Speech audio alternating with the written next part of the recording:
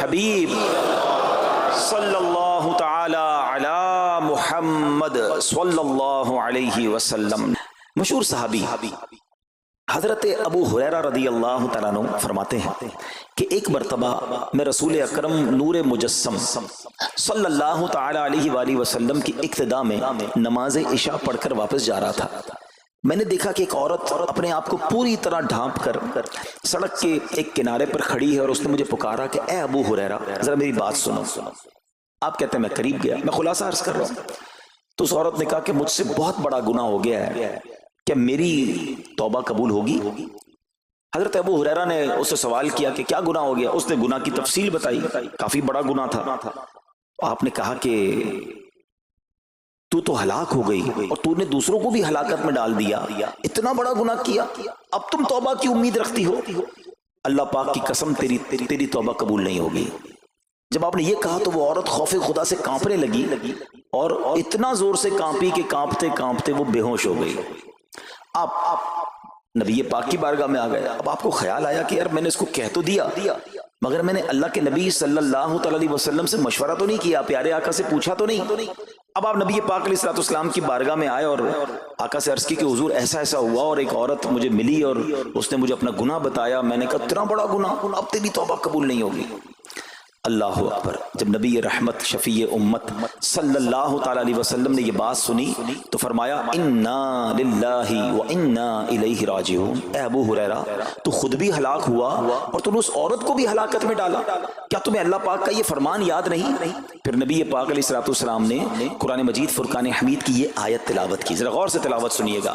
اللہ کریم ارشاد فرماتا ہے بسم اللہ الرحمن الرحیم إِلَّا مَن تَابَ وَآمَنَ وَعَمِلَ عَمَلًا صَالِحًا فَأُولَئِكَ يُبَدِّلُ اللَّهُ سَيِّئَاتِهِمْ حَسَنَاتٍ وَكَانَ اللَّهُ غَفُورًا رَحِيمًا۔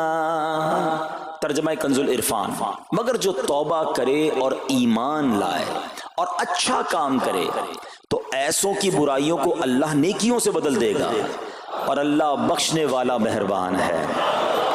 حضرت ابو ہریرہ نے جب یہ آیت کریمہ سنی اور پیارے آقا علیہ الصلوۃ والسلام کا یہ فرمان سنا تو آپ کو احساس ہوا کہ میں نے غلط مسئلہ بیان کر دیا ہے۔ آپ پر یہ احساس اتنا غالب ہو گیا کہ آپ مدینہ منورہ کی اب گلیوں میں آواز لگانے لگے۔ ایک عورت نے مجھ سے رات ایک مسئلہ پوچھا تھا، کوئی بتا سکتا ہے وہ عورت کون ہے؟ آپ سارا دن مدینے کی گلیوں میں آواز لگاتے رہے، مجھے اس عورت کا پتہ بتاؤ جس نے مجھ سے مسئلہ پوچھا تھا۔ اب رات ہوئی تو وہ عورت آپ کو کل والی جگہ پر پھر کھڑی مل گئی۔ آپ فوراً اس عورت کے پاس پہنچے، اسے نبی پاک کا فرمان سنایا اور کہا تمہیں مبارک ہو، اگر تم توبہ کرو گی تو اللہ تمہاری توبہ قبول فرما لے گا۔ اب یہ عورت اتنی خوش ہوئی کہ مارے خوشی کے کہتی ہے کہ میرا ایک باغ ہے، میں نے اپنے گناہ کے کفارے میں وہ باغ راہ خدا میں صدقہ کر رہی ہوں۔ یہ پورا باغ ہے ابو ہریرہ میں اللہ کی راہ میں صدقہ کرتی ہوں۔ اللہ اکبر۔ اے میرے پیارے اسلامی بھائیو، اس ایک واقعے میں ہمارے لیے بہت کچھ ہے۔ پہلے تھوڑا سا تربیت کے مدنی پھول ذرا سمجھیے کہ اتنی بڑی ہستی ہے سیدنا ابو ہریرہ رضی اللہ تعالیٰ، لیکن جیسے ہی انہیں پتا چلا کہ میں نے یہ مسئلہ تو بیان کر دیا ہے مگر نبی پاک علیہ الصلوۃ والسلام سے پہلے اس کا حکم تو پوچھ لیتا، یہ ہمیں کیا درس دے رہا ہے کہ بغیر علم کے اپنی طرف سے شرعی مسئلہ بیان نہیں کرنا چاہیے۔ جو بغیر علم کے دینی مسئلے بتاتا ہے وہ خود بھی ہلاک ہوتا ہے اور دوسروں کو بھی ہلاکت میں ڈالتا ہے۔ ہاں میں بتاتا ہوں نا اس کا مسئلے کا حل کیا، حالانکہ خود کہیں پڑھا نہیں ہوتا۔ تو جب تک آپ کو علم نہیں ہے، آپ جانتے نہیں ہیں، تو کسی مسئلے کو بیان نہیں کرنا چاہیے۔ دوسری بات کہ اگر خدا نہ خواستہ کوئی غلط مسئلہ بتا بیٹھا یا بتا تو درست رہا تھا، بتاتے بتاتے غلطی کر بیٹھا، تو اسے چاہیے کہ ازالہ کرے، فوراً اس کا جو بھی ازالہ بنتا ہے وہ کرے۔ سیدنا ابو ہریرہ رضی اللہ عنہ کا ازالہ تو دیکھیں کہ آپ کو جیسے ہی پتا چلا کہ اصل مسئلہ یہ ہے، اب آپ مدینے کی گلیوں میں صدا لگا رہے ہیں، تلاش کر رہے ہیں، پورا دن ڈھونڈتے رہے اس خاتون کو کہ میری سے غلطی ہو گئی، میں نے اس کو غلط مسئلہ بتایا، تاکہ اس کو تلاش کر کے اس کو درست مسئلہ بتایا جائے۔ اللہ اکبر۔ صحابہ کرام کی ادائیں بھی کتنی نرالی ہوتی ہیں، اللہ ان کا صدقہ عطا فرما دے۔ اب ہوتا کیا ہے کہ کبھی کوئی غلط مسئلہ بیان ہو گیا یا بیان میں، مشورے میں، درس میں کوئی غلطی ہو گئی، غلطی پتہ چل جائے، اب شرم آتی ہے کہ کیسے کہوں مجھ سے غلطی ہو گئی ہے، میں تو اتنا بڑا مبلغ بن کے گیا تھا، میں نے تو جناب اتنے پبلک میں بیان کیا تھا، اب میں کیسے بتاؤں کہ جناب میں نے یہ غلط پڑھ دیا یا غلط بیان کر دیا۔ حضرت ابو ہریرہ سب سے زیادہ جن کو حدیثیں یاد ہے، مگر سچ بتائیں بات سمجھنے والی پتہ کیا ہے؟ جو لوگ یہ سمجھتے ہیں نا کہ یار غلطی ماننے سے عزت کم ہو جاتی ہے، سچ بتاؤ آج 1450 سال بعد حضرت ابو ہریرہ کا یہ واقعہ سن کے ہمارے دلوں میں ان کی عزت کم ہو رہی ہے بڑھ رہی ہے؟ Simple is that. غلطی ماننے سے انسان جو ہے وہ نیچا نہیں ہوتا۔ اللہ میرے پیر و مرشد کو سلامت رکھے، جن کی برکت سے لاکھوں علماء بن گئے ہیں، مگر آپ اپنے مدنی مذاکرے میں اپنے ساتھ علماء کرام مفتیان کرام کو بٹھاتے ہیں، اور اگر کوئی توجہ دلاتا ہے تو لائیو چینل پر آپ فرماتے ہیں کہ یہ مسئلہ یوں نہیں یوں ہے، کوئی عزت کم نہیں ہوتی جناب۔ تو سبحان اللہ، دو باتیں سیکھنے کو ملی کہ پہلے بتانا ہی نہیں ہے، اگر نہیں آتا تو اپنی بڑائی مارنے کے لیے بندہ کہہ دے مجھے نہیں معلوم، واللہ عالم میں نہیں جانتا، اور اگر آپ کو لگتا ہے میں صحیح بتا رہا ہوں اور پھر بعد میں کوئی توجہ دلا دے کہ آپ نے غلطی کی ہے تو پھر اس کو بالکل مانے بھی اور اس کا ازالہ کریں۔ اچھا، اب علماء کرام نے بڑے پیارے طریقے بتائے۔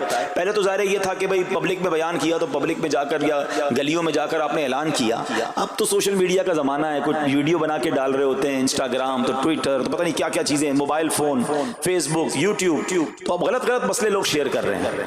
ایک یہ بڑا مسئلہ پتہ کیا ہو گیا، ہمارے موبائل پہ جیسے ہی کوئی ویڈیو کلپ آیا، کسی کا بھی آیا یا کوئی پوسٹ آ گئی، کوئی فضیلت ہی آ گئی، نہ چیک کرنا ہے نہ کچھ کرنا ہے، اس کو فوراً فارورڈ کر دینا ہے۔ حالانکہ اس میں بعض اوقات غلط مسئلے ہوتے ہیں، بعض اوقات غلط حدیثیں ہوتی ہیں، ہمیں پتہ ہی نہیں ہوتا، ہم سمجھتے ہیں آگے شیئر کر دیں۔ اچھا، یہ شیئر کرنے والوں کا بھی بڑا مسئلہ ہے، اگر کوئی وظیفہ، کوئی نفل، کوئی بھی چیز ہے، خود پڑھنی نہیں ہے، آگے 100 لوگوں کو بھیج دینی ہے، پہلے خود تو پڑھو۔ اچھا، خود بھی پڑھنے سے پہلے کہاں چیک کروایا؟ تو پلیز یہ شریعت کے معاملات ہیں، اس میں بڑی غلطی ہو سکتی ہے۔ تو اگر آپ کو کوئی بھی چیز شیئر کرنی ہے تو بیسٹ آپشن یہ ہے کہ دعوت اسلامی .net، یہ دعوت اسلامی کی ویب سائٹ ہے، اس پر ایک گیلری کا آپشن ہے، آپ وہاں جائیے، وہ مفتیان کرام سے چیک ہوئی پوسٹیں پڑی ہوئی ہیں، آپ وہاں سے پوسٹ اٹھائیں، اس کو شیئر کر دیں، بنداز کریں، کوئی ٹینشن نہیں ہے، کیونکہ وہ علماء نے چیک کی ہوئی ہے۔ مگر ہر آنے والی پوسٹ، ہر آنے والی ویڈیو کو آگے بڑھا دینا، تو مشورہ یہی ہے کہ یہ بڑا سخت معاملہ ہے، کیونکہ یاد رکھیے قرآن مجید فرقان حمید میں اللہ تعالی ارشاد فرماتا ہے وَمَنْ أَظْلَمُ مِمَّنِ افْتَرَىٰ عَلَى اللَّهِ كَذِبًا، اور اس سے بڑھ کر ظالم کون جو اللہ پر جھوٹ باندھے۔ اچھا، اس کے بارے میں علماء فرماتے ہیں کہ اللہ پر جھوٹ باندھنے والا سب سے بڑا ظالم ہے۔ جب ہم کسی کو دینی مسئلہ بتاتے تو اس کا مطلب کیا ہوتا ہے کہ اللہ نے فرمایا یا اللہ کے حبیب علیہ الصلوۃ والسلام نے فرمایا، اس کا مطلب اگر وہ ایسا نہیں ہے تو یہ اللہ پر جھوٹ باندھنا ہو گیا نا۔ ہم نے تو کہا مجھے تو پتہ نہیں تھا، کسی نے پوسٹ بھیجی تھی، کسی نے بتایا تھا، اچھا میں نے کہیں سنا تھا۔ اب کئی لوگوں کی تو عادت پتہ کیا ہے، ان کے ساتھ بیٹھو نا تھوڑی دیر بعد کہیں گے اللہ یہ فرماتا ہے، اللہ نے قرآن میں یہ فرمایا، پوچھو کدھر فرمایا، بولا یہ نہیں پتا، اللہ قرآن میں یہ کہتا ہے۔ بھائی کہاں کہتا ہے بتاؤ نا، آیت دکھاؤ، اللہ نے فرمایا یہ کرنا چاہیے، بھائی کہاں فرمایا؟ اپنی طرف سے۔ اچھا، کیونکہ کہیں سنا تھا، کہیں دوستوں کی محفل میں آدھی بات یاد تھی، ارے ڈرنا چاہیے کہ میں کیسے کہہ دوں کہ اللہ نے فرمایا، میں کیسے کہہ دوں نبی پاک علیہ الصلوۃ والسلام نے فرمایا، جب یاد نہیں، پڑھا نہیں۔ امیر اہل سنت کی آپ نے احتیاط دیکھی ہے، آپ حدیث کی کتاب منگاتے ہیں کہ پورا دیکھ کر پڑھتے ہیں، مگر یا تو اپنی مرضی سے چل رہا ہے معاملہ، خدا کے واسطے ہم سمجھ رہے ثواب کما رہے ہیں، اور ایسا نہ ہو کہ گناہ جاریہ والے کام ہو رہے ہوں۔ تو میں نے آپ کو آسان حل بتا دیا کہ دعوت اسلامی کے جو آفیشیل سوشل میڈیا کے پیجز ہیں، اگر آپ کو شوق ہے تو وہاں سے کوئی پوسٹ اٹھا لیں، وہاں سے کوئی چیز اٹھائیں اور اس کو شیئر کریں۔ باقی خدا را ان کاموں کو اپنی مرضی سے آگے نہ کریں، کہیں ہم گناہ گار نہ ہو۔ تو ایک بات تو ہمیں اس پورے واقعے سے سیدنا ابو ہریرہ رضی اللہ تعالیٰ کو جو انداز، آپ کی عاجزی، آپ کا ازالہ کرنا، آپ کا اس عورت کو تلاش کرنا، یہ سکھا رہا ہے کہ مسئلہ غلط بیان کرنا کتنا بڑا مسئلہ ہے۔ اللہ کرے کہ ہم اس کو سمجھیں۔ اب دوسری خوبصورت بات، آئے ہائے، عورت کا گناہ ہے، بڑا گناہ ہے، مگر نبی پاک نے جو آیت بیان فرما دی اور جو اس تک پیغام پہنچایا کہ توبہ کر لو، میرا رب توبہ قبول فرما لے گا۔ آئے ہائے میرے پیارے اسلامی بھائیو، کتنا ہی بڑا گناہ کیوں نہ ہو جائے، اللہ سے مایوس نہیں ہونا ہے، اس کی رحمت سے مایوس نہیں ہونا ہے، کیونکہ میرے آقا مدینے والے مصطفیٰ صلی اللہ تعالی علیہ وسلم فرماتے ہیں التائب من الذنب کمن لا ذنب لہ، گناہوں سے توبہ کرنے والا ایسا ہے جیسا اس نے گناہ کیا ہی نہیں ہے، ختم، نل اینڈ وائڈ، ڈیلیٹڈ۔ یہ اتنی بڑی اللہ کی رحمت ہے کہ بس سچی توبہ ہو جائے نا، اللہ اس کو سارے اس کے گناہ معاف فرما دیتا ہے۔ حضرت عبداللہ ابن عبید رحمت اللہ تعالی سے روایت ہے فرماتے ہیں کہ اللہ پاک کے نبی اور ہم سب انسانوں کے والد محترم حضرت آدم علیہ السلام نے اللہ پاک کی بارگاہ میں عرض کی، اے رب عز و جل، تو نے شیطان کو میرا دشمن بنایا ہے، لیکن میری اولاد اس کا مقابلہ کرنے کی طاقت نہیں رکھتی۔ تو اللہ پاک نے فرمایا، اے آدم، آپ کی اولاد میں قیامت تک جو بھی انسان پیدا ہوگا میں اس کے ساتھ ایک محافظ فرشتہ مقرر فرما دوں گا جو انسان کے لیے شیطان کی جو چال ہے اس سے اس کی حفاظت کرے گا۔ حضرت آدم علیہ السلام نے عرض کی، مولا مزید کرم فرما۔ اللہ پاک نے فرمایا، اے آدم، آپ کی اولاد کو ایک نیکی کا اجر 10 گنا ملے گا۔ نیکی ایک کریں گے، اجر ملٹی پلائی بائی 10 ہو جائے گا۔ اور پھر اللہ نے فرمایا اس پہ مزید بڑھاؤں گا، جبکہ گناہ کوئی ایک کرے گا تو اس کے نامہ عمل میں ایک ہی گناہ لکھا جائے گا۔ اللہ کی شان دیکھو، ایک نیکی اجر 10 گنا، گناہ ایک لکھا بھی ایک جائے گا۔ حضرت آدم علیہ السلام نے عرض کی، مولا اور کرم کر دے۔ دیکھو شروع سے ہم پر مہربانیاں ہیں۔ حضرت آدم علیہ السلام بھی اپنی اولاد کے لیے اللہ کی بارگاہ میں عرض کر رہے ہیں۔ اللہ پاک نے فرمایا، اے آدم، جب تک روح انسان کے بدن میں رہے گی میں اس کی توبہ قبول کرتا رہوں گا۔ جب تک زندہ ہے نا، جب تک توبہ کر لے اس کی توبہ قبول ہو جائے گی۔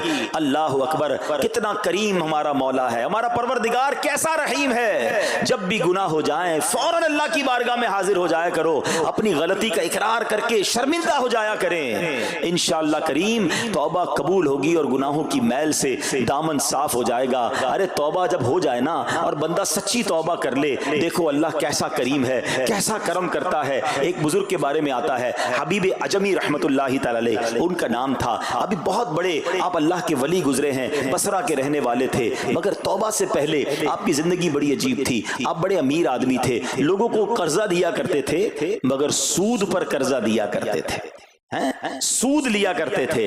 حال ایسا تھا کہ جب کسی سے سود لینے جاتے تھے یا قرضہ لینے جاتے تھے، وہ پیسہ نہ دیتا، لیٹ ہو جاتا تو اس سے جرمانہ وصول کر لیا کرتے تھے۔ ایک مرتبہ ایک مقروض کے دروازے پر گئے، وہ مقروض تو گھر پہ نہیں تھا، اس کی بیوی تھی، تو کہا میرا شوہر تو آج گھر پر نہیں ہے، نہ ہی میرے پاس رقم ہے کہ آپ کو دوں۔ آپ نے کہا مجھے تو چاہیے، کچھ نہ کچھ تو جرمانہ دینا ہوگا۔ تو اس نے کہا ہم نے ایک بکری ذبح کی ہے، گوشت تو سارا بانٹ دیا، کھا لیا، اس کا سر موجود ہے۔ آپ نے کہا یہی دے دو۔ سود میں پیسے نہیں ملے تو بکری کا سر لے آئے۔ اچھا، اب جب بکری کا سر لے کر آئے تو اپنی زوجہ کو کہا کہ پکاؤ اس کو۔ تو زوجہ بولی گھر میں نہ لکڑیاں ہیں نہ دوسرا راشن ہے۔ چنانچہ اب لکڑیاں اور دوسرا راشن وغیرہ بھی دیگر مقروضوں کے گھر گئے اور وہاں سے سود میں کسی سے لکڑیاں پکڑ لی، کسی سے دوسرا راشن مسالہ وغیرہ چیزیں پکڑ لی، وہ بھی لے آئے، کہا لو پکاؤ۔ اب زوجہ نے ہانڈی بنائی، ابھی کھانا تیار ہو رہا تھا کہ اتنے میں ایک بھکاری آ گیا۔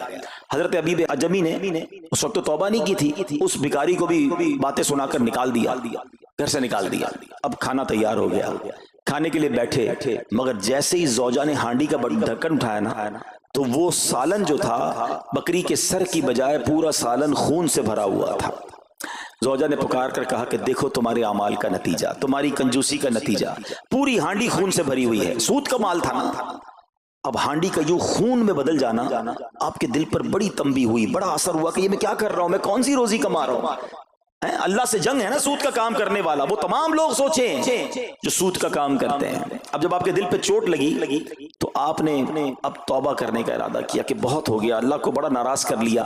تو آپ حضرت حبیب عجمی اب باہر نکلے کہ حضرت امام حسن بصری کی بارگاہ میں جاتے ہیں اور وہاں جا کر توبہ کرتے ہیں۔ مگر جیسے ہی آپ باہر نکلے نا تو کچھ بچے کھیل رہے تھے، کھیلتے ہوئے بچے نے آواز لگائی جلدی سائڈ پہ ہو جاؤ، دور ہو جاؤ، حبیب عجمی سود خور آ رہا ہے، کہیں ایسا نہ ہو کہ اس کے قدموں کی دھول ہم پر پڑے اور ہم بھی بدبخت ہو جائے۔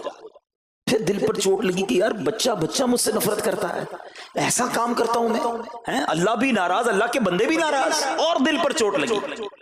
حضرت حسن بصری رحمت اللہ تعالی کی خدمت میں گئے، بڑی سچی توبہ کی، اللہ کو راضی کرنے کے لیے پکی نیت کی، ابھی توبہ کی ہے، کوئی بڑی نیکیاں نہیں کر لی، واپس آ رہے ہیں۔ جیسے واپس آ رہے ہیں تو دیکھا کہ وہی بچے کھیل رہے ہیں۔ اب ان بچوں میں کسی نے آپ کو دیکھا تو کہا کہ اب حبیب توبہ کر کے آ رہے ہیں، دور ہو جاؤ، کہیں ہمارے قدموں کی دھول ان پر نہ پڑ جائے تو ہم گناہگار نہ ہو جائے۔ تھوڑی دیر پہلے یہ بچے کہہ رہے ہیں کہ دور ہو جاؤ، ان کی دھول پڑ گئی تو ہم بدبخت ہو جائیں گے، سود خور جا رہا، ارے ابھی توبہ کی ہے۔ اور اللہ نے اپنے بندوں اور مخلوق کے دل میں کیسی محبت ڈال دی کہ بچے کہہ رہے ہیں دور ہو جاؤ، ہمارے قدموں کی دھول حضرت حبیب پر نہ پڑ جائے، ہم گناہگار نہ ہو جائیں۔ اب جناب بڑا بڑا دل پہ اور اثر ہوا کہ مالک تیری قدرت، ابھی تو توبہ کی ہے اور میری نیک نامی کا اعلان تو نے اپنی مخلوق سے کروا دیا، سب کے حقوق ادا کیے، سودی لین دین تھا سب ختم کیا، اللہ پاک کی عبادت میں مصروف ہو گئے، اللہ نے ولایت کا سرتاج بنا دیا، اپنا ولی بنا دیا۔ اے میرے پیارے اسلامی بھائیوں، یہ ہے توبہ۔ اللہ اکبر۔ اے میرے پیارے اسلامی بھائیوں، پتہ یہ چلا کہ عزت دوبارہ مل جاتی ہے، شرط صرف ایک ہے کہ آدمی صحیح راستہ اختیار کر لے۔ اولیاء کرام کی سیرت پڑھ کر دیکھیں، ہزاروں اولیاء کرام ایسے ہیں جو توبہ سے پہلے گناہوں میں مشغول تھے، معاشرے میں انہیں بری نگاہ سے دیکھا جاتا تھا، لوگ ان سے نفرت کیا کرتے تھے، مگر جب اللہ کی طرف آ گئے تو کیا کمال ہوا کہ اب جناب لوگوں کے دلوں میں تو دلوں میں، جانوروں کے دلوں میں بھی اللہ نے اپنی مخلوق کے دلوں میں ان کی عزت ڈال دی، کیونکہ عزت کس کے پاس ہے؟ رب کے پاس ہے۔ دلوں کا اختیار کس کے پاس ہے؟ وہ رب کے پاس ہے۔ آسمان ولایت کا ایک اور چمکتا ستارہ حضرت فضیل بن عیاض رحمت اللہ تعالی علیہ توبہ سے پہلے ڈاکو تھے۔ جی ہاں، آپ کتنا بڑا نام ہے ولیوں میں، مگر آپ ایک ڈاکو تھے، اور یہ کوئی کہانی نہیں، واقعی حقیقت ہے کہ رات کو جب بچہ سوتا نہیں تھا تو مائیں کہا کرتی تھیں بیٹا سو جاؤ ورنہ فضیل ڈاکو آ جائے گا۔ جس راستے پر آپ ہوتے تھے لوگ ڈر کے مارے اس راستے سے نہیں گزرتے تھے، مگر جب آپ نے توبہ کی، جن کا مال لوٹا تھا واپس کیا اور سارے حقوق ادا کیے، نیک کاموں میں مصروف ہو گئے، اللہ کی عبادت میں لگ گئے، حضرت فضیل بن عیاض نے وہ وقت بھی دیکھا کہ وقت کا بادشاہ آپ کے دروازے پر کھڑا تھا اور انتہائی عاجزی سے عرض کر رہا ہے کہ حضور ملاقات کا وقت عطا فرما دیجئے۔ اللہ کی راہ پہ جو چل پڑے، سچی توبہ کر لے، اللہ پھر کیسی عزت عطا فرماتا ہے۔ حضرت بشر حافی کا واقعہ آپ کو یاد ہوگا، آپ توبہ سے پہلے شرابی تھے، شراب کے نشے میں دھت رہا کرتے تھے۔ بڑا خوبصورت واقعہ ہے کہ اللہ کے نام کی جب آپ نے تعظیم کی اور آپ کو یہ پیغام ملا کہ اے بشر تم نے ہمارے نام کو بلند کیا، ہم تمہارے نام کو بلند کریں گے، آپ نے توبہ کی، عبادت میں لگ گئے۔ اللہ تعالیٰ کی معرفت کا عالم یہ تھا کہ آپ ننگے پیر رہا کرتے تھے۔ حافی کہتے ننگے پیر رہنے والوں کو، اب جب آپ ننگے پیر گلیوں میں گھوما کرتے تو اس شہر کے جانور راستے پر نجاست نہیں کرتے تھے۔ کیوں نہیں کرتے تھے؟ کہ حضرت بشر ننگے پاؤں رہتے ہیں، کہیں ان کے پیر گندے نہ ہو جائیں۔ ارے وہ شخص جو توبہ سے پہلے شرابی ہے، اب جانور بھی ادب کر رہے ہیں، بلکہ عالم یہ تھا کہ ایک چرواہے کے ایک جانور نے راستے پر گندگی کر دی تو اس نے کہا ہو نہ ہو لگتا ہے حضرت بشر کا انتقال ہو گیا ہے۔ جب معلوم کیا تو پتا چلا کہ ہاں حضرت بشر حافی کا انتقال ہو گیا۔ اللہ اکبر، گویا اللہ نے جانوروں کے دلوں کے اندر بھی ان کی عزت ڈال دی، کیونکہ انہوں نے رب کی بارگاہ میں سر جھکایا، انہوں نے دنیا والوں کی پرواہ نہ کی، انہوں نے رب کو راضی کرنے کی فکر کی۔ تو اے میرے پیارے اسلامی بھائیوں، یہ خیال دل سے نکال دو کہ جناب عزت پیسے سے ملتی ہے، عزت شہرت سے ملتی ہے، جناب سوٹ بوٹ ہو، ذرا اچھے کپڑے پہنوں، اچھی جناب لگژری گاڑی سے اتروں گا تب عزت ملے گی، ارے جناب مہنگا موبائل ہاتھ میں ہوگا تب عزت ملے گی، عالی شان کوٹھیوں میں رہوں گا تب عزت ملے گی۔ یہ بھول ہے تمہاری۔ آؤ قرآن کیا کہتا ہے، عزت کہاں سے ملے گی، عزت کس کو ملتی ہے؟ اللہ قرآن میں فرماتا ہے من کان یرید العزت فللہ العزت جمیعا۔ اللہ کہتا ہے، قرآن فرماتا ہے جو عزت کا طلبگار ہو تو ساری عزت اللہ ہی کے پاس ہے، ساری عزت اللہ کے پاس ہے۔ وَتُعِزُّ مَن تَشَاءُ وَتُذِلُّ مَن تَشَاءُ بِيَدِكَ الْخَيْرُ۔ خدا کی قسم، دنیا کی ساری دولت کسی کے پاس ہو، اس کے کروڑوں فالوورز ہوں، لوگ کہتے ہیں سوشل میڈیا پہ فالوور ہونے چاہیے۔ آج کل تو کسی کا مرتبہ چیک کیسے ہوتا ہے؟ چیک تو کرو اس کے پیج پر اس کو چاہنے والے کتنے ہیں۔ لوگ بتاتے ہیں میرے اتنے ملین فالوورز ہیں، اتنے لاکھ مجھے دیکھنے والے ہیں۔ میں ان سب سے پوچھتا ہوں جن کے کروڑوں فالوورز ہیں، تمہارے فالوورز تمہیں دیکھنے والے گناہ کی وجہ سے ہیں یا نیکی کی وجہ سے ہیں؟ کبھی سوچا کہ 1 کروڑ لوگ تمہیں دیکھتے ہیں مگر تمہارا ناچ گانا دیکھتے ہیں، تمہاری بے حیائی دیکھتے ہیں، اور وہ جب بھی دیکھتے ہیں سارا گناہ تمہیں بھی ملتا ہے۔ یہ کیوں نہیں سوچتے کہ یہ فالوورشپ کیا کرنی ہے؟ یار میرے اتنے فالوور، میرے اتنے چاہنے والے، میرے پاس اتنا پیسہ، ساری دنیا تمہیں چاہے اور رب نہ چاہے نا، سب برباد ہو جائے گا۔ ہاں جب رب نے چاہنا ہے ذلیل و خوار ہو جاتا ہے انسان، اور رب نے جس کے مقدر میں عزت لکھی ہے نا اسے ایسا عروج عطا فرماتا ہے۔ بتاؤ نا کون سا یوٹیوب، کون سا فیس بک تھا خواجہ غریب نواز کے زمانے میں؟ لوگ کہتے ہیں اتنے ملین فالوور. میں بتاتا ہوں دنیا کا کون سا مسلمان ہے جو میرے خواجہ غریب نواز کو فالو نہیں کرتا. امام حسین کے زمانے میں کون سا جناب فیس بک اور انسٹاگرام تھا, مگر کیسا رب کو راضی کیا. ارے وہ مسلمان کیسا جس کے دل میں امام حسین کی محبت نہیں ہے, سرکار کی آل کی محبت نہیں ہے. دلوں میں بستی ہیں یہ ہستیاں. کیوں؟ رب کو راضی کیا, رب نے سب کو راضی کر دیا. ہمارا پرابلم یہ ہے, ہم سب کو راضی کرنے کے چکر میں ہم رب کو ناراض کر رہے ہیں.